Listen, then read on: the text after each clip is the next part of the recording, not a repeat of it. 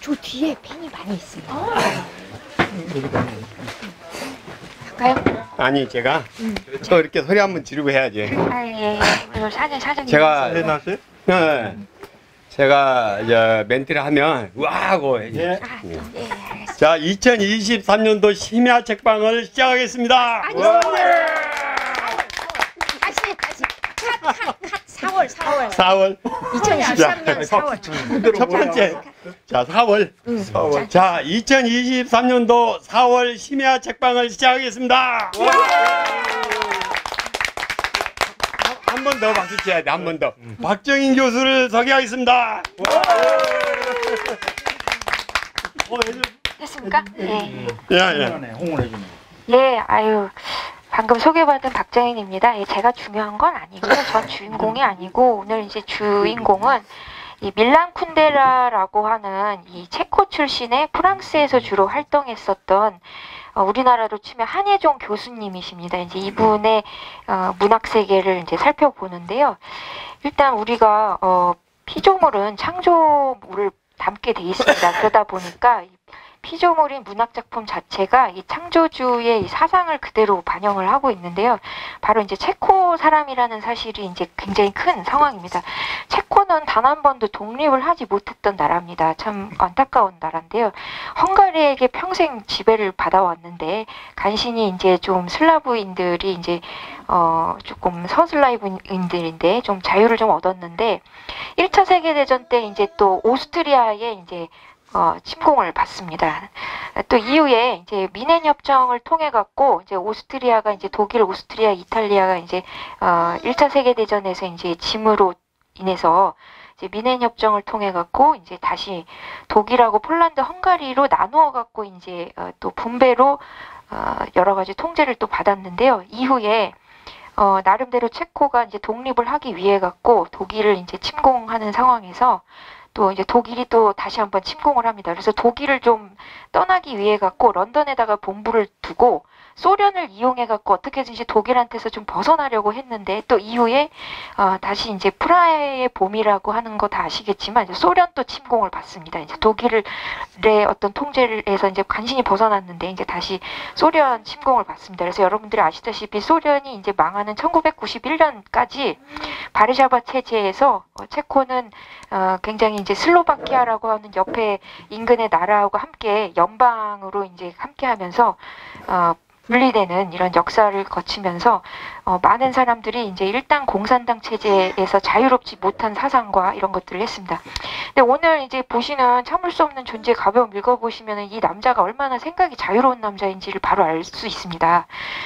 뭐 여기도 이제 뭐 써놨습니다만 이 체코의 어떤 나라의 사람이지만 결국에 이제 프랑스 작가로서 거의 이제 활동을 했고 그 가운데에도 보시면 쿤데라는 그의 모든 책이 서점과 도서관의 프랑스 문학 서가에 진열되고 대학의 불문학과에서 연구되는데 합당한 그런 작품으로 인정받았다 이렇게 이제 하는 정도로 굉장히 불어에 능통했고 이제 파리에 가서 체코인이었지만 하나도 전혀 체코인인 척하지 않고 완전히 이제 교수로서 이제 생활을 했습니다. 그 기반은 이제 부모님의 어떤 음악적인 그런 성분을 좀 물려받았고요. 그리고 이제 계속해서 체코에 눌려있는 그런 사상을 이제 강력하게 이제 작품으로 만들었고 이게 6번째 이제 작품이다 되어 있습니다. 자, 이 페이지를 가시면 이 페이지에 보시면 거기에 이제 쿤데라가 개인의 운명이라고 하는 것이 얼마나 덧없는 것인지 여기 이제 작품 뒤에 가서 보시면은 아내는 바람난 남편이 귀환을 했다 이렇게 생각을 하면서 묘비명을 만드는데요. 남편은 그 아내를 떠난 이후로 그 아내를 단 한 번도 생각해 본 적도 없습니다. 그러니까 즉 우리가 판단하는 어떤 한 사람의 인생이 묘비명으로 함축된다고 하더라도 타인이 보는 모습하고 내가 나를 생각하는 모습하고 전혀 다른 겁니다. 그러다 보니까 여기에서도 이제 미국 영화 감독이 이제 이 작품을 영화하면서도 이제 주로 쓴 이제 내용인데 궁극적으로 쿤데라 소설은 전반적으로 키치라고 하는 개념을 만들어냈다라고 이렇게 표현을 합니다. 이제 키치에 대해서 이제 좀 간단하게 좀 설명을 좀 드리고 싶은데요. 네, 19페이지입니다. 예, 19페이지에 이제 보시면은 여기 키치는 이제 어떤 뜻이냐면 자기가 생각을 하고는 그렇게 봤으면 하는 거울에 자기를 비춰보고 흡족한 마음에 맞게끔 자기 모습을 인정하는 자세입니다. 그렇기 때문에 자기는 우리가 그러잖아, 내로남불이라고. 내가 하면은 로맨스, 남이 하면은 불륜, 뭐 이런 것처럼 자기가 이제 어떻게든 만들어낸 그런 모습이 맞다 라고 주변에서 항상 강요를 하고 막 이렇게 해서 인정을 받고 싶어하는 그런 마음이라는 것입니다. 그래서 이건 이제 고정관념 같은 것이기도 하고 뭔가 이렇게 스스로 만들어내는 부분이기도 하고 그렇습니다. 그래서 이제 키치에 대해서 이제 얘기를 하는데요. 그렇다고 한다면 이 작품의 도대체 내용이 무엇이냐를 이제 2페이지에 이제 보실 수가 있습니다. 이제 2페이지에 보시면 총 7부로 이제 되어 있는데요. 보시면 이제 가벼움과 무거움, 영혼과 육체, 이해받지 못한 말들, 영혼과 육체, 가벼움과 무거움, 대장정, 카레니는 이제 여기서 나오는 개의 이름입니다. 개의 미소, 뭐 이렇게 나옵니다. 그럼 첫 번째로 이제 가벼움과 무거움에서 이제 두 남녀가 이제 만납니다. 여기서 이제 뭐라고 얘기하냐면 역사는 반복이라고 하지만 한 개인에게는 한 번뿐이다. 그래서 세상사가 덧없고 영원한 획이라고 하는 개념 자체는 모든 것이 처음부터 다 허용된다는 것을 의미하는 것이다 라는 것입니다. 그래서 이게 무슨 말이냐. 모든 사람들은 이제 한 번 살기 때문에 다시는 경험할 수 없는 그런 기회와 계기를 가지게 됩니다. 그렇기 때문에 우리가 목적이 없는 삶은 굉장히 허무한 삶인 것이죠. 그래서 사람들은 스스로 자기가 목적을 억지로라도 만들게 되고 그것을 이제 타당화시키기 위해서 몸부림치면서 살아갑니다.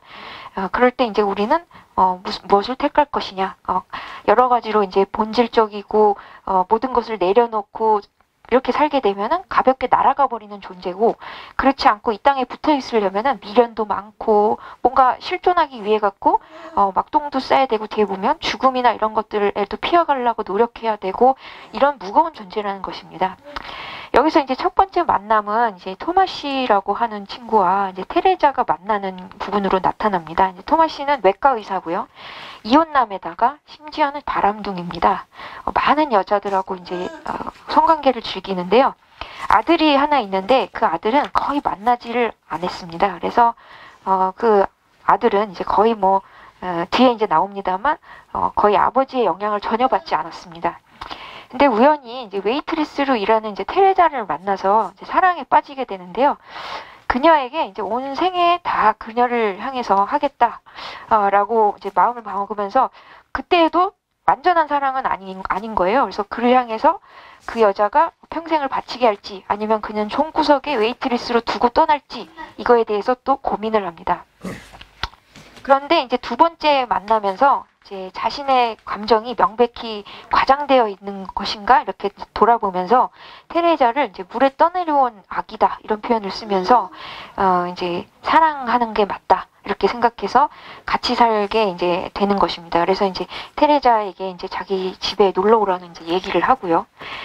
또 여기 이제 토마시라고 하는 의사가 이제 굉장히 의지하는 존재가 있는데요. 사비나라고 하는 여자입니다. 근데 이 여자는 화가인데 키치 왕국의 괴물이다 라고 스스로 생각하면서, 나는 A라고 작품을 내놓는데 사람들은 공산당의 그런 제압에서 자유롭고 싶어서 몸부림치는 화가의 작품 막 이런 식으로 하나의 어떤 고정관념을 만들어 놓고 거기에 나를 끼워 맞추는 그런 존재다라는 것에 아주 환멸을 느끼는 그런 여자입니다. 그래서 여자에게 허용되지 않는 행동들을 즐겨 하는데요. 특히나 이제 여자에게 허용되는 게 뭔지는 저는 모르겠습니다. 여기서 이제 표현이 할아버지가 준 중절모를 쓰고 몸을 다 벗고 돌아다닙니다. 그러면서 자기 몸을 보면서 막 흥분을 하고 이러는 존재입니다. 근데 이제 이 여자는 굉장히 능력이 있는 여자다 보니까 토마시가 이제 테레자를 좀 웨이트리스에서 좀 벗어나게 해달라고 하니까 언론사 직원으로 한 번에 만들어줍니다. 대단한 능력의 여자죠. 바로 남을 취업을 시켜줄 수 있는 그런 여자입니다.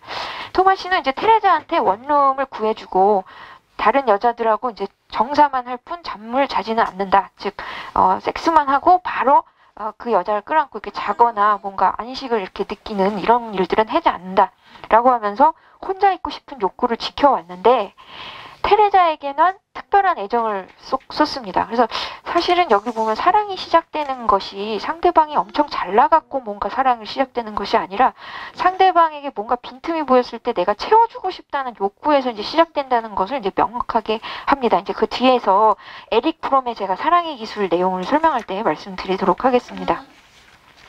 그래서 이제 뒤에서 보면 토마시는 이제 자기하고 잔 여자들을 아예 기억도 못 해갖고 길에서 만나고 나면은 누군지를 생각해내려고 막 골치 아픈데 테레자는 확실하게 이제 기억을 하게 된 이유가 섹스를 하고 그 여자와 같이 잤기 때문입니다. 그래서 테레자는 이제 토마시 없이 아예 잠들지 못하게 되었는데 어찌됐든 그 남자의 신체 어디든 붙잡고 자려고 하고 토마시를 잃을까봐 두려워하는 이런 존재로 돼서 서로가 이제 서로를 이렇게 특별한 존재가 되어가는 모습을 이제 보여줍니다.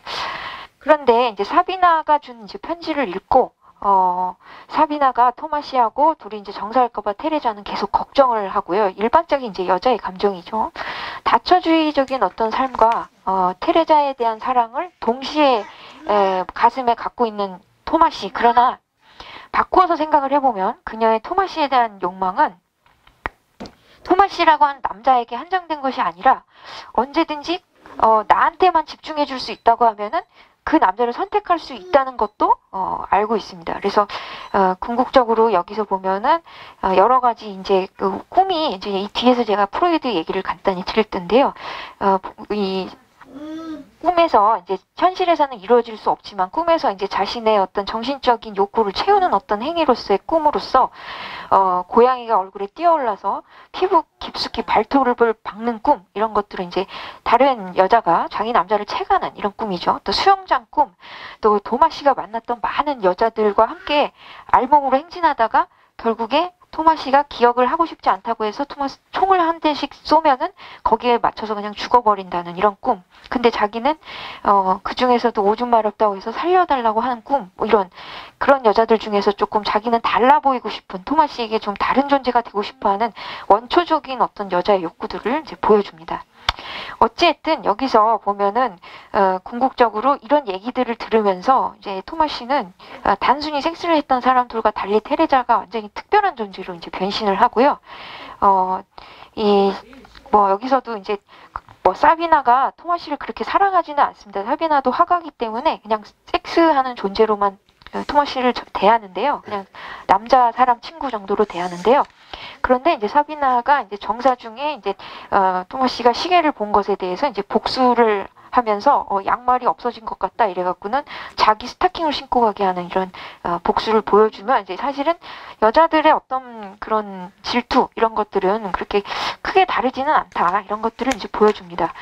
어찌됐든 테레자가 이제 계속 질투를 하니까 토마시는 이제 결혼을 하자고 하게 되고요. 그리고 이제 결혼을 하면서 자기 대신에 집착할 뭔가 물건이 필요하다고 생각해서 강아지를 사줍니다. 그 강아지 이름이 카레닌이랍니다. 그래서 이제 사비나하고 다른 여자들이 없는 취리로 떠나서 거기에 병원 의사로 가겠다 이렇게 하고는 갑니다. 그래서 여기에 잠깐 이제 우리가 보면은 범죄자들이나 아니면 이런 사람들이 일시적으로 범죄를 멈추는 많은 이유 중에 하나가 결혼을 해서 행복한 생활을 했을 때 잠깐 멈추는데요. 여기서도 이제 잠깐 멈추기는 합니다만 궁극적으로 금방 이제 다시 이제 본능이 살아남았습니다. 그래갖고는 사비나가 여기까지 와갖고는 또 바람을 피고요. 또 이런 것들은 이제 보면서 이제 좀 지쳐갖고 이 테레자는 결국에 나는 이 남자에게 아무것도 아니구나 라고 이제 깨닫고는 떠나게 됩니다. 그래서 다시 떠나고 그 이후에 자기는 그 여자가 없는 동안에 또 이제 자유를 좀 누립니다. 여기 이제 일부 마지막에. 그런데 왠지 자기가 해야 될 일을 안 하는 것 같고 그 여자가 이제 떠난 것이 조금 이제 자꾸 허무해지는 이런 상황이 발생을 하면서 나도 그냥 병원에 사표를 쓰고 다시 그녀에게로 가야겠다라고 해서 프라하로 이제 돌아갑니다. 특히나 이제 여기 이제 참을 수 없는 존재의 가벼움에서 가장 자주 나오는 말 중에 토마시의 대화 방법이 있는데요. 그래야만 한다.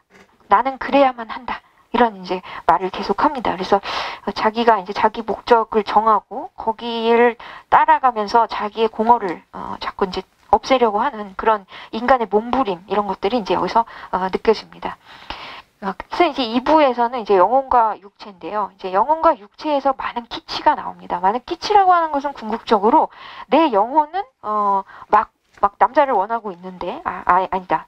육체는 막 원하고 있는데 사실 영혼은 그렇지가 않은 이런 여러 가지 이중적인 그런 상황들인데요. 테레자는 엄마를 이제 떠올립니다. 왜냐하면 이제 테레자를 만든 사람이 이제 결국에 엄마죠. 우리가 유년기에서 뒤에 아들러라고 하는 프로이트의 이제 수제자죠. 그 수제자가 항상 하는 말이 궁극적으로 어렸을 때 이제 엄마가 해줬던 것들이 결국에 모든 그 사람의 인생을 다 좌우하고 사람들은 그 결핍과 그 인정을 받기 위해 갖고 평생을 몸부림친다라고 얘기 사회 심리학에서 말합니다. 마찬가지로 여기서도 그 바로 심리학에서 다 벗어나지 않는 정확한 공식을 따라가는데요. 테레자가 어머니를 이제 떠올리면서 어머니는 프라하의 이제 장사꾼으로 9남자한테 구원을 받았는데 그 중에서 가장 터프한 남자를 선택을 했고 그 남자한테 절대로 질 내의 사정을 하면 안 된다고 얘기를 했는데도 불구하고 결국에는 함부로 여자를 대해서 이제 임신을 하게 돼서 결혼을 바로 이제 혼인 전에 이제 아이를 가지게 됨으로써 낙태를 이제 못하게 돼서 이제 남편으로 삼았는데 삼고 나서도 그 남자가 제대로 마음에 들지도 않았고 또 심지어는 뭐 여러 가지로 이제 테레자의 어머니를 이제 힘들게 합니다. 그러자 그 남편하고 테레자를 그냥 버리고 어떤 사기꾼을 따라서 그냥 그 어머니는 떠나버립니다. 너무 어린 거죠. 그러자 이제 테레자는 이제 자기를 버린 엄마를 잊지 못하고 이제 아버지랑 살다가 아버지가 그 당시에 이제 적절하게 이제 독일군이라든지 이런 사람들에게 적합하지 못한 공산당적인 얘기를 해갖고 감옥에서 죽게 되니까 어머니는 이제 테레자와 하고 이제 계부의 아들하고 이렇게 같이 살게 됩니다. 그러면서 궁극적으로 이제 어머니가 이제 테레자에게 이제 모성애라고 하는 것은 희생 그 자체라고 이제 계속 주장하면서 너 때문에 내 인생이 망가졌다는 것을 아이에게 계속 세뇌를 시킵니다. 그래서 이제 테레자는 자신은 태어나지 말아야 되는 그런 존재로 이제 생각을 하면서 어떻게든지 엄마를 기쁘게 해주기 위해서 첫 번째 가장 인정받고 싶은 존재는 자식에게 엄마 아니겠습니까? 근데 이제 엄마한테 인정을 받고 싶어서 웨이트리스로 일하면서 버는 돈을 다 바쳤는데도 이제 엄마는 이제 은연중에 계속해갖고 이제 아이를 뭐 이제 계속 이제 돈을 이제 갈취만 하고 인정은 해주지 않는 뭐 이제 그런 엄마로 이제 계속 남았던 것입니다. 그래서 이제 사실은 테레자가 일하다가 이제 카페에서 토마 씨를 이제 보고는 한눈에 반했던 이유는 딱 3가지였다라고 써 있는데 첫 번째는 내가 내 주변에 없었던 나를 전혀 모르는 나를 완전 새롭게 봐줄 수 있는 그런 모르는 사람이고 그다음 두 번째는 테이블에다가 책을 펼쳐놔서 이렇게 굉장히 지적인 사람이었고 세 번째는 굉장히 정중한 말투를 사용했기 때문이다. 자기를 굉장히 존중해 줄 사람이라고 이렇게 보였다는 것이죠. 그리고 우리가 이제 사랑하는 사람을 만나면 귀에서 두둥 뭐 이렇게 이제 소리가 난다고 하지 않습니까? 마찬가지로 꼬냑을 그 남자에게 갖다 주는데 베토벤의 음악이 귀에 들렸다. 이런 표현을 들렸고 마치 자기를 기다리고 있는 것처럼 벤치에 그가 이제 앉아 있는 것을 이제 보았다. 이런 것들을 이제 볼 수가 있습니다. 그래서 자기는 굉장히 이제 낭만적으로 그 남자한테 가서 안겼는데 그때 하필 배가 고파갖고 계속 뱃속에서 꾸르륵 꾸르륵 소리가 이제 나는 모습이라든지 또 테레자가 이제 집에서 욕실문을 이제 잠그고 싶은데 언제든지 아버지가 들어와갖고 볼일을 보고 있는 테레자에게 뭐 수건을 갖고 간다든지 이런 것들로 보면은 이제 전혀 육체를 존중받지 못하는 즉 이는 어머니의 세계에서 모든 육체는 여자들은 싹 다 같기 때문에 감출 게 없다는 그런 주장 때문이고 또 여러 가지 돈을 이제 벌어오는 딸이 빨리빨리 이제 돈을 안 보내주니까 자신이 이제 암에 걸렸다는 거짓말까지 하면서 어떻게든지 딸을 다시 착취하려고 하는데 이제 토마 씨가 의사다 보니까 해당 지역 보건소에 연락해갖고 공산당은 이제 해당 보건소에 이제 각종 의료적인 정보들을 다 등록하니까 전혀 니네 엄마가 아프지 않다는 것을 알려줍니다. 그래서 궁극적으로 어머니의 세계로부터 일단 빠져나오는 것이 그녀에게는 자립이라는 것을 이제 보여주는데 몸은 빠져나왔지만 어머니에게서 영혼은 여전히 붙들려 있는 이런 상황을 볼 수 있습니다. 그래서 궁극적으로 이제 외국 군인들에게 이제 둡체크에게 납치된 이제 둡체크에게 이제 측은함으로 마음이 이제 끌리면서 정치적으로 이제 토마시가 늙어서 다른 여자들한테 가지 않았으면 좋겠다. 이런 것들을 이제 계속 생각하면서 여러 가지 이제 테레자는 과연 토마시하고 정사를 하고 나에게 일자리를 줬던 사비나는 어떤 여자인가 하면서 여자의 본능으로 그녀에게 이제 다가가게 됩니다. 3부에서 이제 새로운 사람들이 또 이제 등장을 합니다. 바로 이제 프란츠인데요. 프란츠는 여기서 다시 토마시하고 바람을 피우는 사비나하고도 사귀는 사이입니다. 제가 볼 때는 약간 페르소나, 여기 이제 우리 밀란 쿤데라의 페르소나는 사비나가 아닌가 이런 생각을 합니다. 어쨌든 이제 미남이고 출세가도를 달리지만 이 사비나의 사랑 때문에 전전긍긍하는데요. 사비나가 마음을 주지 않는 것 같기 때문입니다. 그래서 이제 프란츠는 이제 12살 때 엄마가 이제 프랑스인인 아버지가 이제 떠나자 이제 어렸을 때 엄마가 이제 아버지한테 바람 맞는 모습을 봤던 거죠. 엄마가 그 충격으로 신발을 짝짝이로 신고는 자기하고 산책하는 것을 보면서 얼마나 바람 피는 것이 아픈지를 가장 잘 알고 있는 인물입니다. 근데 그럼에도 불구하면서 자기는 아내를 두고 사비나하고 좀 또 바람을 피웁니다. 그러면서 그 내연녀한테는 사비나한테는 어머니가 끝까지 지켰던 정조 이야기를 하면서 사비나가 자기하고만 성관계를 하기를 또 바라는 굉장히 모순적인 인물입니다. 사비나는 굉장히 자유로운 그림을 그리고 싶지만 공산주의 시대에 그릴 수 있는 그림은 정해져 있습니다. 특히나 청교도적인 어떤 아버지가 어머니가 죽자 자살을 했고 그런 아버지를 이제 배신하기 위해서 아버지의 어떤 그런 배신감을 그대로 이제 드러내기 위해서 싸구려 배우랑 결혼도 했다가 이혼도 했다가 자기 자신이 가장 파괴한 그런 행동들을 했던 기록이 있습니다. 그래서 이제 프란츠하고 이제 사비나는 좀 약간 양극단에 좀 서 있는데요. 프란츠는 나름대로 교수가 되면서 굉장히 이렇게 굉장히 우아하고 이런 것들이 이제 상징이라고 한다면 사비나는 막 자기 자신도 파괴할 수 있는 그런 자유로운 그런 영혼입니다. 그래서 프란츠는 이제 빈 출신이고 어머니 프랑스인 아버지 스위스인으로 또 언어로 먹고 사는 그런 교수기 때문에 음악이 굉장히 자기한테는 그 가사하고 같이 편안함을 주지만 이제 사비나는 기본적으로 공산주의 밑에서 만들어진 예술에 대해서 반감을 드러냅니다. 어쨌든 그리고 이제 죽음에 대해서도 굉장히 공동묘지 죽는 것도 삶의 어떤 연장이다라고 아름답다라고 보는 사비나에 비해서 프란츠는 굉장히 추악한 하치장 마지막으로 루저들이 가는 곳 이런 곳들로 이제 공동묘지를 이제 생각합니다. 그러니까 어떤 사물을 봐도 서로 이제 굉장히 각도가 이제 다릅니다. 근데 이제 프란츠의 이제 아내는 이제 마리클로드라고 하는 이제 여자가 나오는데요. 이 여자는 굉장히 이제 도도한 여자고 이제 프란츠가 이제 고백을 합니다. 마리클로드하고 이제 헤어지고 싶어서. 그래서 로마 학술 대회를 핑계로 바람을 사실은 피웠어라고 하는데 이 여자는 자기 인생이 남자 하나 때문에 뭔가 망가지거나 완전성이 깨지는 것을 원치 않는 여자입니다. 그래서 이혼하자고 하는데 사랑은 전투야. 그렇기 때문에 너가 언젠가 또 돌아올 수가 있기 때문에 이혼을 거절하겠어라고 해서 이혼을 거절하는 거죠.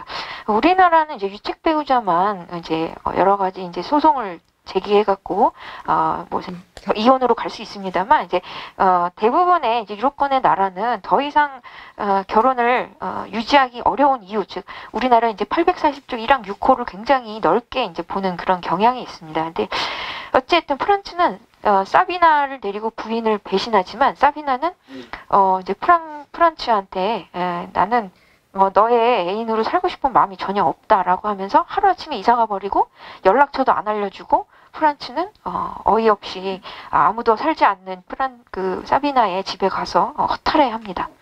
어쨌든 사비나는 사랑이라고 하는 것이 이제 짐이 되었다기보다는 인간이라고 하는 존재가 잠깐 섹스 중에만 약간 사랑이 깃들고 그 외에는 진정성이 없다고 이렇게 생각을 하기 때문에 이렇게 공허하고 그것이 이제 결국에 가지고 오는 것이 없다. 내 삶에 대해서 크게 달라지게 하는 것이 없다. 이렇게 이제 생각합니다. 프란츠도 마찬가지로 굉장히 사랑을 지고지순한 것은 아닌 것이요.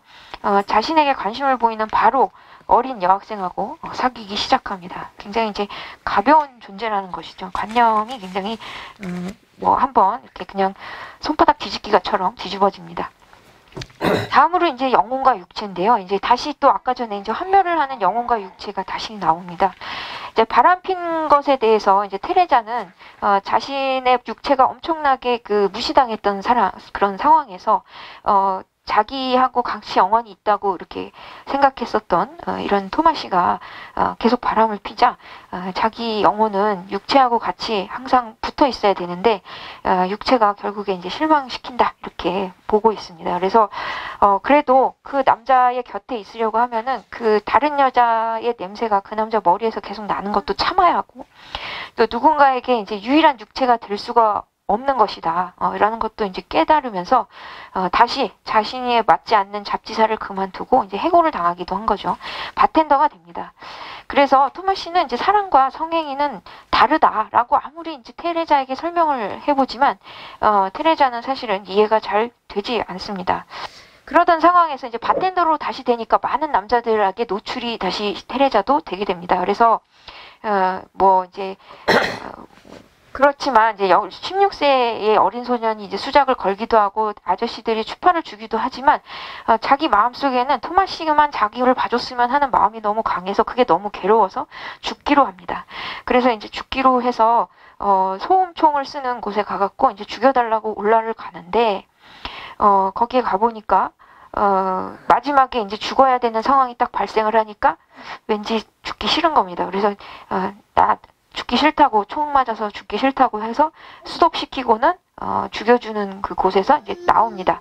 그러고는 자기 자신을 굉장히 타락시키고자 하고 또 토마시를 이해해 보려고 그냥 만나게 된 기술자와 한번 잡니다. 그런데 이 기술자하고 이 잔 행동은 궁극적으로 테레자를 만족시키지 못하고요. 그때 이제 데리고 온 까마귀는 결국에 이제 죽는 모습을 보면 이렇게 까맣게 마음이 다 타버렸다 이런 것들을 보게 됩니다. 마치 아무 일도 없다는 듯이 토마시와 테레자는 온천 여행을 가게 되고 당시에 이제 소련으로 모든 체코가 다 점령당했다는 사실을 깨닫습니다. 여기에 대해서 이제 어머니가 이제 여러 가지 엄마 집을 떠나기만 하면은 자기 스스로 자립할 수 있다고 생각을 했는데, 스스로 누군가에게 지금 종속되고 싶어 하고, 거기에서도 또 자유롭지 못한 자신을 보면서, 굉장히 절망하고 있는 테레자를 보여줍니다. 다음 이제 가벼움과 무거움입니다. 다시, 보시면은 아까 전에 오이디푸스에 보시면은 이제 딸내려온 갓난아이를 갖다가 이제 데리고 갔고 그 아이를 잘 키웠다. 그랬는데 결국에 그 오이디푸스는, 커서 아무 생각 없이 우연히 이제 말다툼 끝에 자기가 잘 모르는 사람을 만나갖고 싸우다 보니까 이제 이거 이제 우리 또 이진표 사장님이 지금 또 해달라고 하는 일리아드에 다 나오는 내용인데요.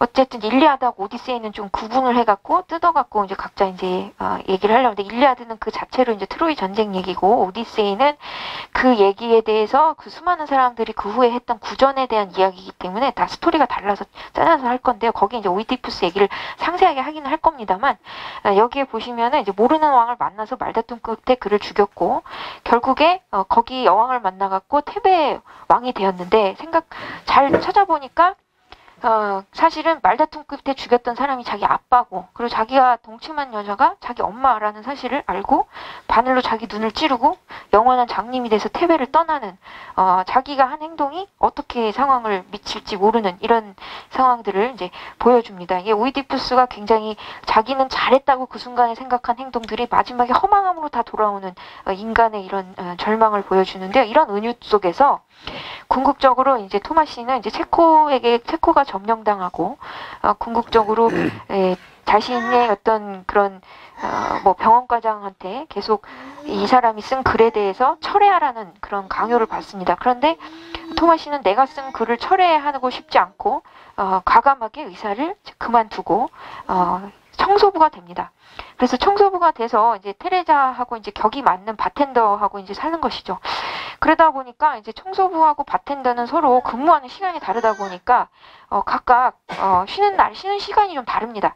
그래갖고는 테레자가 없는 시간에 거기서 보면 이제 기린 황새를 닮은 여자다 이런 표현을 쓰는데 굉장히 키가 큰 여자인 것 같습니다. 하여튼 이런 여자하고 섹스를 하기도 하고 또 포구를 기억하는 어떤 여인하고도 섹스를 하고 이런 식으로 청소를 하러 간 곳에서도 막 섹스를 하고 이렇게 삽니다.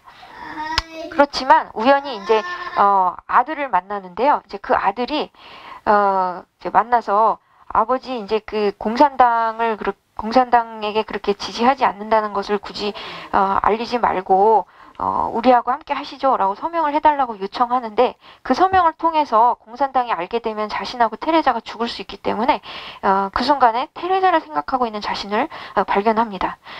어쨌든 여기서 보시면은 여유가 생기자 섹스를 하고 싶어서 연락했던 여자를 길에서 만났는데도 그녀를 기억하지 못하는 이런 모습들을 보면서 이제 테레자는 계속해서 힘들어하고 슬퍼하는 모습들이 드러납니다. 그냥 버릇인 거죠, 제가 볼 때는. 어쨌든 이제 길에서 병원 동료를 만나갖고 자기를 이제 많이 걱정하는 그런 사람들의 얘기를 듣는데요. 역시 이제 그 여자도 뭐 여러 가지로 이제 자기 옆에 있는 테레자만큼 중요한 건 아니다 이런 것들을 이제 좀 깨닫습니다. 그 다음이 이제 대장정인데요. 이제 6부 7부가 남아 있는데 여기서 이제 키치의 전면적인 부분이 나옵니다. 이제 스탈린 아들은 이제 변소 청소를 하기 싫어갖고 교도소장한테 그만 똥을 치우고 싶다고 요청을 했는데 잘 중재가 안 되니까 그냥 뛰쳐나가서 고압전류에 자기를 죽입니다. 똥이라고 하는 것은 궁극적으로 사람이 살아있다고 하는 어떤 증빙인데요. 욕망인 것이죠. 몸에서 배출되지 않으면 안 되고, 그것을 다 묵어놓으면은 다 이제 병이 되는 그런 부분인데요. 본질적으로 똥에 대한 어떤 절대적인 부정, 또 그리고 시야에서 인간 존재가 지닌 것 중에 본질적으로 수락할 수밖에 없는 모든 것을 인간이 배제하면서 매번 살기는 쉽지 않습니다. 사비나도 공산주의도 여러 가지 감상적인 어떤 키치라고 생각을 하면서 모든 현실 속에 존재하는 것들에 대해서 부정과 긍정과 긍정과 부정이 사실은 생각 하나에 달려있다. 우리 이제 말하면 일체유심조죠. 그래서 오직 가슴만이 어떤 열정을 따르는지 뭐 이런 것들이 중요하다라고 하면서 전체적으로 독일 편에 붙었다, 소련 편에 붙었다가 살고자 하는 체코인들의 모습이 결국엔 다 키치다 이렇게 표현을 합니다. 그래서 사비나는 미국에 와서 체코인임을 아예 감추고 그 자체로 자기 작품을 좀 인정받고 싶어 합니다. 그래서 미국의 늙은 부부 집에 잠시 머물면서 미국인인 척 하고 있는데요. 어쨌든 이제 프란츠는 자신이 어떤 살아있음을 좀 확인받고 싶어서 프랑스 지식인들의 캄보디아 대장정을 따라갑니다. 그런데 여러 가지 이제 사진 작가가 막 지뢰를 밟아 죽고 이런 것들을 이제 보면서 과연 살아있고 옳게 살아있다는 것은 무엇인가를 고뇌하게 됩니다. 그래서 우리 인간은 항상 살면서 내게의 관심을 원한다라고 이제 프란츠가 말하는데요. 그것은 인간이 언제든지 자기 삶을 그냥 자기 삶 그대로 놔두는 것이 아니라 누군가가 자기를 좀 도와주고 자기를 살펴봐 줬으면 하는 그런 본능이 있다는 겁니다. 그래서 첫 번째는 익명의 무수한 시선, 즉 대중들이 쳐다봐 줬으면 하는 마음도 있고요. 두 번째는 다수의 친한 사람들의 시선 없이는 살 수 없다라고 하는 사람들 분류가 또 있고요. 또 세 번째 분류는 사랑하는 사람들 속에서만 필요한, 그러니까 자기 자식하고 남편만 아는 분들 많잖아요. 그런 것처럼 그런 범주도 있고요. 또 네 번째 범주는 존재는 하지 않지만 내가 하는 행동들이 익명으로 내가 하더라도 상상적으로 나를 계속 존중해 주겠다라고 하는 상상적인 어떤 시선 속에서 상상하며 살아가는 사람들이 있습니다. 어쨌든 사람의 어떤 인정받고 싶은 욕구는 여러분들이 다 아시다시피 매슬로우의 5대 욕구 중에 궁극적으로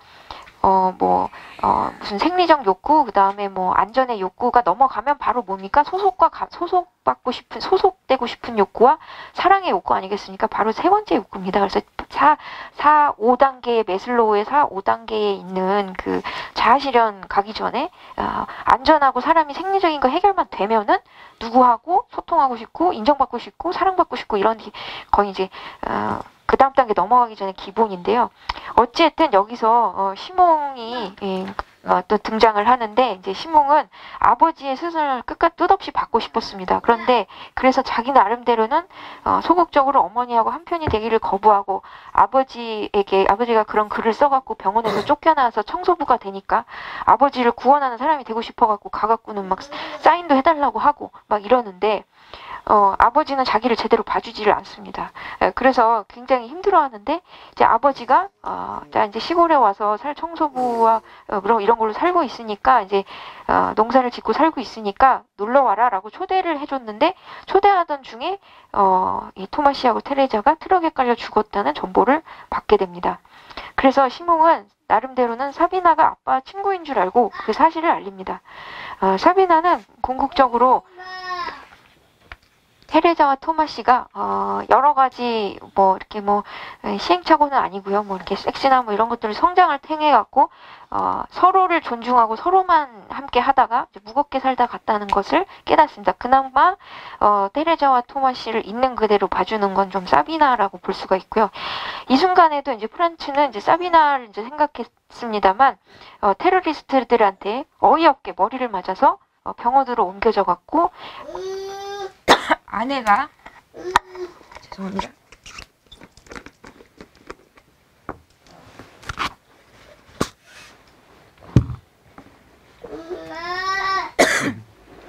죄송합니다. 살에 들려갖고요. 아내가 이제 마리 클로드가 와갖고는 죽기 전에 이제 얼굴을 보게 되는데요. 죽기 전에 보는 사람이 이제 마리 클로드였던 거죠. 마리 클로드는 이제 장례를 치르고 안경 쓴 여학생은 이제 프란츠가 돌아오기만을 바랬는데 죽어서 돌아오니까 울기만 하는데 거기에 이제 묘비를 이제 이렇게 씁니다. 그래서 토마시는 아들이 뭐라고 써주냐면 그는 지상에서 하느님의 왕국을 원했다라고 써주고 프란츠는 마리 클로드가 오랜 방황 끝에 귀한이라고 이렇게 써줬습니다. 귀환입니다. 예. 프란츠는 이제 죽기 전에 이제 부인에게 이제 용서를 빌었다고 바로 이 아내가 그렇게 느낍니다. 그 눈빛을 그렇게 느끼죠. 말은 하지 않았습니다. 다음에 이제 개의 미소입니다. 이제 테레자와 토마시는 이제 시골에 가서 살기 시작했는데요.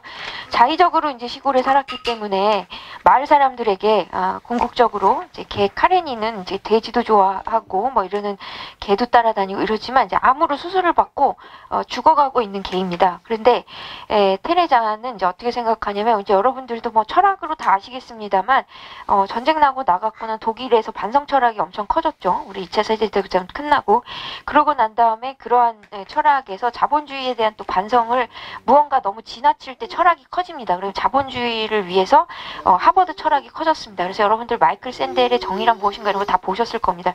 그런데 이제 최근 들어서는 우리가 너무 플라스틱을 많이 사용하고 있고 과도하게 인간이 자연이라든지 환경이라든지 기계라든지 이런 것들에 대해서 지나친 통제력을 가지는 게 아니냐, 우리가 원래 가져야 할 만큼의 통제력이 아닌 이상을 가지는 것은 아닌가라고 해서 지금 프랑스의 이제 질 드레즈라든지 여러분들 청계의 고원이라든지 이런 것들 보시면 알겠지만 락강이라든지 이런 철학자들이 탈인본주의적인 철학을 하고 있습니다. 탈인본주의 철학은 기본적으로 르네상스가 아니고요.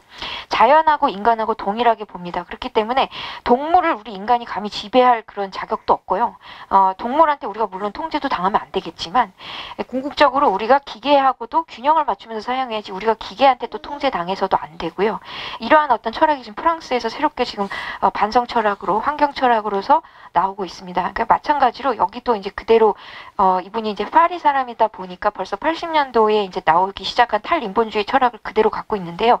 인간이 기본적으로 동물 위에 이제 군림할 권한을 일정 기간 빌려준 것에 불과하다. 이런 이제 표현들을 쓰는데요. 그렇기 때문에 이제 동물보호법이 우리나라보다 더 강력한 어떤 유럽을 볼 수가 있습니다. 그래서 우리나라는 이제 사람만 음란행위를 하면은 문제를 삼고 유통을 금지하지만 이제 동물을 수간하거나 이런 행동들을 해도 이제 유럽권에서는 동물보호법에 따라 갖고 유통이 다 금지돼 있습니다. 이런 거하고 마찬가지로 여기에 이제 소가 이렇게 한 마리일 때도 이름이 있고 존중을 해야 된다라고 하는 니체 철학을 이제 빌어서 궁극적으로 이제 테레자는 이제 카레닌이 이렇게 인간보다도 더 굉장히 사랑받고 죽는 그런 모습들을 이제 보여줍니다. 어쨌든 이제 팔 빠진 환자를 시골에서 치료하는 토마시하고 그다음 마을 사람들과 함께 싸구려 호텔에 가서 함께 춤을 추고 잠자리에 드는 이런 평화로운 삶 끝에서 트럭에서 깔려 죽었다는 것을 이제 암시하면서 이렇게 끝납니다. 이 철학, 이 내용은 이제 이런 것이고요. 궁극적으로 이제 이 내용에서 가장 이제 중요한 것은